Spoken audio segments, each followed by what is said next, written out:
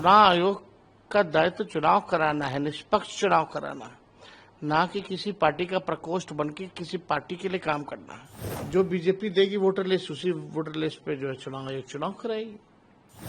भगवान भरोसे बिहार चल रहा है। हमको लगता है कि जो धनखड़ जी के साथ हुआ वो बिहार चुनाव के बाद जो है माननीय मुख्यमंत्री नीतीश कुमार जी के साथ भी वही काम जो है होगा।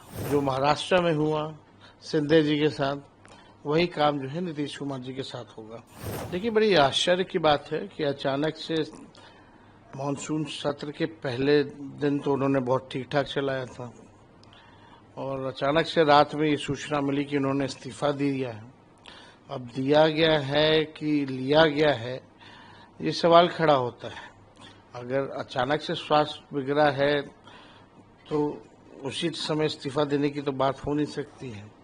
और पहले भी आप देखिएगा कि अगर स्वास्थ्य ठीक नहीं था तो सत्र पहले चालू होने से पहले भी वो दे सकते थे इस्तीफा। हालांकि ये चर्चाएं हैं और लोगों की जहन में भी है कि इस्तीफा जो है लिया गया। अब क्या कारण है क्या नहीं कारण है ये तो वही बेहतर बता सकते हैं, लेकिन हमने तो कल पूरा उनका देखा, वो तो स्वस्थ लग रहे थे और पूरा हाउस उन्होंने चलाया है। अगर ऐसी कोई बात आती तो वो सदन में भी रख सकते थे। अब सवाल ये उठ रहा है कि अब आज बिहार में सदन में असेंबली में बिहार के कई एमएलए ने कहा कि नीतीश जी को भी अब उपराष्ट्रपति बना दिया जाए। आपको लगता है कि वो बनने की स्थिति में? देखिए, मुख्यमंत्री जी अचेत अवस्था में हैं, उनकी सेहत को लेकर के खबरें भी आ रही हैं, लोग फिजिकल तौर पे देखते भी हैं। अगर धनखड़ जी इस्तीफा दे सकते हैं तो लोग अब ये सवाल खड़ा कर रहे हैं, तो बीजेपी जो है आखिर क्या मजबूरी है कि नीतीश कुमार जी को भी अगला मुख्यमंत्री का चेहरा जो है चुनाव तक ही, नेतृत्व तक ही बनाएंगे। हमको लगता है कि जो धनखड़ जी के साथ हुआ वो बिहार चुनाव के बाद जो है माननीय मुख्यमंत्री नीतीश कुमार जी के साथ भी वही काम जो है होगा। जो महाराष्ट्र में हुआ शिंदे जी के साथ, वही काम जो है नीतीश कुमार जी के साथ होगा, क्योंकि अमित शाह जी ने स्पष्ट कर दिया है कि चुनाव तक ही उनका नेतृत्व है। चुनाव के बाद समय बताएगा कि बिहार का मुख्यमंत्री कौन होगा। तो आप कहना चाहते हैं कि अगले धनखड़ बन जाएंगे नीतीश कुमार? ये बात तो सब लोग पहले से कह रहे हैं और हम नहीं कह रहे, अब तो अमित शाह जी ने कह दिया है। उनके आर्टिकल भी हम लोगों ने देखे हैं, उनके बयान को भी देखा है। उनका यही कहना है कि समय बताएगा कि कौन बिहार का मुख्यमंत्री होगा, अभी फिलहाल उनके नेतृत्व में रहेंगे। तो जब बीजेपी के लोगों ने ही, अमित शाह जी ने स्पष्ट कर दिया है, तो आजकल तो सब सेंट्रलाइज हो रखा है, दो लोग जो चाहते हैं वही होता है। आज सदन में आप लोग पहन के पहुंच रहे हैं, उसके पीछे क्या वजह है? देखिए, काले कुर्ते का मतलब ये है कि हम लोग जो है प्रोटेस्ट कर रहे हैं और लोकतंत्र की जननी बिहार है और वहीं से लोकतंत्र को खत्म करने का प्रयास कर रही है चुनाव आयोग बीजेपी के इशारे पे। लोगों का अधिकार ही नहीं छीन रही है वोट का, बल्कि अस्तित्व को ही मिटाने में लगी हुई है। और हम लोग बिहार विधानसभा, क्योंकि बिहार का लोकतंत्र का मंदिर सबसे बड़ा है, वहाँ हम चाहते हैं कि इस इशू पे, एसआईआर के इशू पे चर्चा हो, लेकिन सरकार के लोग जो हैं भाग रहे हैं। आखिर क्या कारण है कि सरकार के लोग जो है एसआईआर पे चर्चा करने से भाग रहे हैं? सुप्रीम कोर्ट ने भी फटकार लगाई, इलेक्शन कमीशन को सलाह दिया, लेकिन इलेक्शन कमीशन अब तक जो है प्रेस कॉन्फ्रेंस उनके कमिश्नर्स अब तक जो है नहीं किए हैं। आखिर क्या कारण है? डर किस बात का है? छुप के क्यों आप ये काम कर रहे हैं? खोल के अगर कहीं कंफ्यूजन है, कहीं सवाल पूछे जा रहे हैं, तो आपको सामने आकर के इसका जवाब देना चाहिए। लोगों में असमंजस की स्थिति है। आज वोटर लिस्ट से नाम कटा, यानी पेंशन कार्ड दोगे, फिर राशन कार्ड दोगे, फिर जितने सरकारी स्कीमों का लाभ जो गरीबों वंचितों को जो मिल रहा है वो भी नहीं मिलेगा फिर। और चुनाव आयोग कौन होता है तय करने वाला कि इस देश का नागरिक कौन होगा नहीं होगा? उनका काम है प्रॉपर न्यायपूर्ण जो है चुनाव कराना, वोटर जोड़ने का काम उनको करना है। अगर कोई संदेह है, कोई आपत्ति थी, तो फरवरी में आपने नया लिस्ट क्यों जारी किया? और इसी वोटर लिस्ट से कई बार जो है चुनाव रखा है।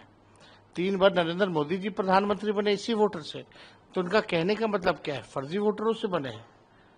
तो ये कौन इस देश का नागरिक है कौन नहीं है, ये तो गृह मंत्रालय तय करेगा। चुनाव आयोग का दायित्व चुनाव कराना है, निष्पक्ष चुनाव कराना है, ना कि किसी पार्टी का प्रकोष्ठ बन के किसी पार्टी के लिए काम करना है। तो इस पे हम लोग चाहते हैं कि चर्चा हो, और पार्लियामेंट हो या विधानसभा हो, लगातार जो है चाहे सांसद हो विधायक हो सब लोग सवाल उठा रहे हैं। और हम लोग क्यों नहीं उठाएंगे सवाल? जो वोटर्स हैं, जो गरीब हैं, उन्हीं के वोट से चुन करके हम लोग आते हैं। अगर उनके अधिकार को आप छीनिएगा तो हम लोग कैसे चुप बैठ सकते हैं? तो एकदम इस पे चर्चा होनी चाहिए, गंभीर चर्चा होनी चाहिए। बड़ा ड्राइव चल रहा है, 8 करोड़ मतदाताओं का सवाल है। किसी एक वोटर का भी अगर कटता है तो ये अपराध है, और कानूनी संविधान में है कि भाई 18 साल के होने पर आप वोटर रहे देश के, आप ये नहीं छीन सकते। लेकिन दिक्कतें क्या आ रही है, क्यों नहीं चर्चा होने दे रही है? और एक चीज और इसमें है कि आप लोगों को पता चला किसके वोट काटे जा रहे हैं, क्योंकि बहुत लोगों का तो छटनी हो चुका है। देखिए, हमको जहां तक जानकारी है कि 12 से 15% जो वोटर लिस्ट में जो नाम है ये लोग काटने की तैयारी में है। सबको पता है कि आपका मजबूत बूथ कौन सा है, किसका कमजोर बूथ है। आजकल तो सारा डेटा है, हमारे पास भी है, तो स्वाभाविक रूप से भाजपा के पास भी होगा। तो अगर 10 वोट भी एक बूथ से काटा जाएगा तो पूरे एक विधानसभा में 3200 वोट होते हैं।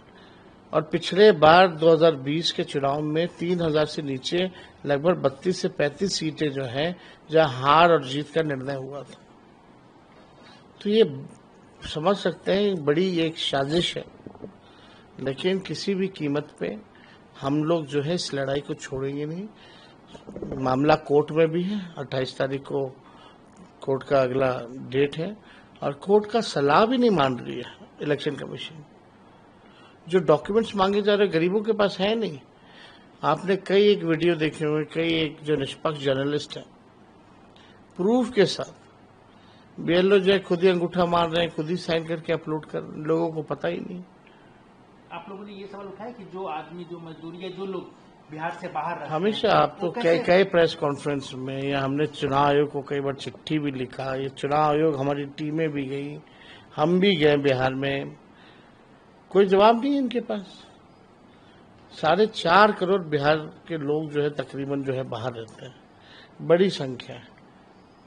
तो कहीं ना कहीं, और ये काम जो पिछले बार एसआईआर हुआ था 2003 में, 1 से 2 साल लगे थे। अभी कैसे अब आप जो है 25 दिन के अंदर पूरा प्रक्रिया जो है पूर्ण कर लीजिएगा।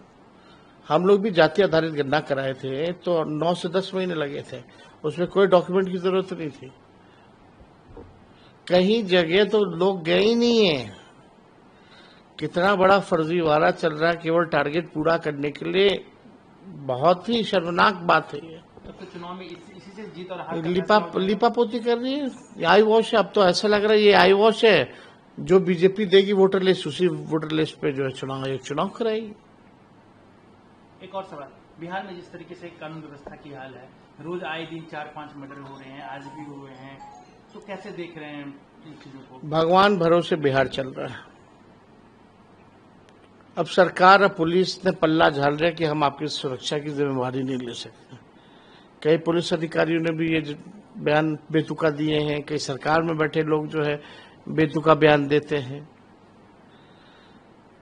लगातार अपराध हो रहा है, गोलियां चल रही हैं, कहीं सुनवाई नहीं, कहीं कार्रवाई नहीं, हाहाकार मचा है, लोग डरे और सहमे हैं बिहार के लोग। घर अब आपका सुरक्षित नहीं है, अस्पताल सुरक्षित नहीं है, आपका दुकान सुरक्षित नहीं है, सड़क सुरक्षित नहीं है, स्कूल कॉलेज सुरक्षित नहीं है। कहाँ गोलियां नहीं चल रही है? मेरे घर के बाहर अगर गोलियां चल रही है, जो आप समझ जाइए कि जो सबसे बिहार में सुरक्षित जगह है, अब तक अपराधी नहीं पकड़ा गया, तो आप समझ सकते हैं कि क्या स्थिति है बिहार की। मुख्यमंत्री अचेत अवस्था में, ना प्रधानमंत्री कुछ बोलते हैं, मीडिया से इंटरैक्ट करते हैं, ना हमारे मुख्यमंत्री इंटरैक्ट करते हैं। जवाबदेही किसी की होनी चाहिए ना। यहाँ जवाबदेही कोई लेने को तैयार नहीं, केवल अपनी कुर्सी की चिंता है, केवल भ्रष्टाचार, पैसा कमाने में लोग लगे हुए हैं, बिहार के खजाने को लूटने में लगे हुए हैं लोग। कल आपने कई ट्वीट किया कि एनडीए की बैठक में आपस में सब उलझ गए, आखिर क्यों, ऐसा क्यों हो रहा है गठबंधन में? वो तो सब लोगों को पता है, सार्वजनिक चीजें हैं, यहाँ ऐसा हो ही रहा है। तो एनडीए में सब कुछ ठीक थोड़ी है। एनडीए में बहुत तरह के, बीजेपी में कई गुट हैं। इन लोगों का तो केवल बिहार की चिंता नहीं, बिहार के लोगों की चिंता नहीं, ये लोग केवल अपनी अपनी चिंता में लगे हुए हैं। इनको कोई लेना देना नहीं बिहार के विकास और बिहारियों की तरक्की से। इनको बस अपनी तरक्की पसंद है और एक दूसरे को भ्रष्टाचारी कह रहे हैं। एक मंत्री दूसरे मंत्री को बोल रहे तुमने इतना लूट लिया, दूसरा मंत्री बोलते तुमने इतना लूट लिया। आप समझ सकते क्या स्थिति है। अब मुख्यमंत्री चुपचाप बैठे हुए हैं, तरस आता है मुख्यमंत्री जी पर। एक अंतिम सवाल, क्योंकि आप कह रहे हैं कि मुख्यमंत्री चिंतावस्था में हैं, कुछ चीज को देख नहीं पा रहे हैं, अब सवाल उठने लगे पूरे देश लेवल पर कि बिहार में हुआ क्या है। एक सप्ताह के अंदर दो अधिकारी जो है वीआरएस दे रहे हैं, कह रहे हैं कि चुनाव लड़ेंगे। तो इससे पहले तो ऐसे तो हो नहीं रहते कि जब अधिकारी ही चुनाव लड़ने में अगर चले जाएंगे सब, तो फिर प्रशासनिक अराजकता पूरी तरीके से है, अफसरशाही पूरे बिहार में है। वही भूंजा पार्टी वाले चंद रिटायर्ड अधिकारी जो लोग हैं वही सरकार चला रहे हैं। तो आप समझ सकते हैं सब जो है अपने अपने फेरा में लगा हुआ है। पोस्ट रिटायरमेंट कोई अपने लिए जगह देखना चाहता है, कोई कुछ देखना चाहता है, लेकिन बिहार की जनता बदहाल अवस्था में मारी मारी फिर रही है। ना उनको सुनवाई हो रहा, ना कोई कार्रवाई हो रहा, ना उनकी कोई बात कर रहा। हम लोग बात को उठाते हैं तो हम लोगों को गालियां दिया जाता है, लेकिन हम लोग लड़ रहे हैं, जनता के लिए लड़ रहे हैं और आगे भी लड़ते रहेंगे और इस सत्ता को उखाड़ के फेंकेंगे। नया सरकार हम लोग बनाएंगे, महागठबंधन की सरकार बनेगी।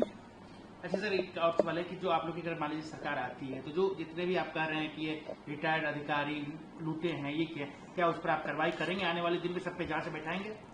छोड़ा किसी को नहीं जाएगा, सब पे कार्रवाई होगी और ढंग से। अभी भी ईडी सीबीआई के पास एक केस है, अगर ढंग से अगर कार्रवाई करे किसी के बिना दबाव में आकर के, तो दूध का दूध पानी का पानी हो जाएगा।